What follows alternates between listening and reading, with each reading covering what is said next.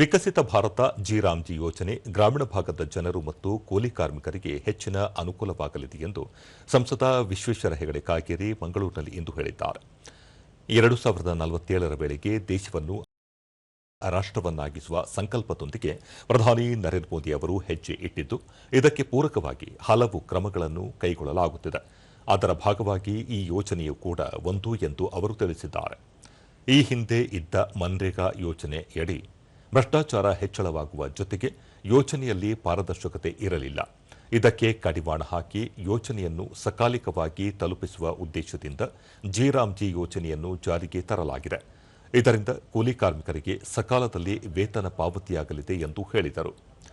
ವಿಕಸಿತ ಗ್ರಾಮಗಳ ಮೂಲಕ ವಿಕಸಿತ ಭಾರತ ಎನ್ನುವ ದೂರದೃಷ್ಟಿಯೊಂದಿಗೆ ಜಲ ಸಂರಕ್ಷಣೆ, ಗ್ರಾಮೀಣ ಮೂಲಸೌಕರ್ಯ, ಜೀವನೋಪಾಯ ಚಟುವಟಿಕೆಗಳು, ವಿಪತ್ತು ನಿರ್ವಹಣೆಗೆ ಸಂಬಂಧಿಸಿದ ಕಾಮಗಾರಿಗಳಿಗೆ ಆದ್ಯತೆ ನೀಡಿದ್ದು ಜನರಿಗೆ ಹೆಚ್ಚು ಅನುಕೂಲವಾಗಲಿದೆ ಎಂದರು.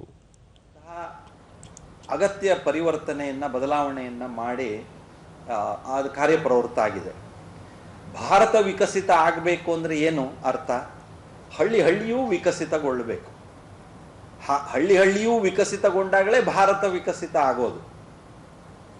ಹಾಗಾಗಿ ಹಳ್ಳಿಯೂ ವಿಕಸಿತಗೊಳ್ಳಬೇಕು ಅಂದರೆ ನಮ್ಮ ಈ ಜಿ ನಮ್ಮ ಉದ್ಯೋಗ ಖಾತ್ರಿ ಯೋಜನೆ ಏನಿದೆಯೋ ಇದು ಅದಕ್ಕೆ ಪೂರಕವಾದಂತಹ ಕೆಲಸ ಕಾರ್ಯಗಳನ್ನು ತೆಗೆದುಕೊಳ್ಳುವಂತೆ ಆಗಬೇಕು.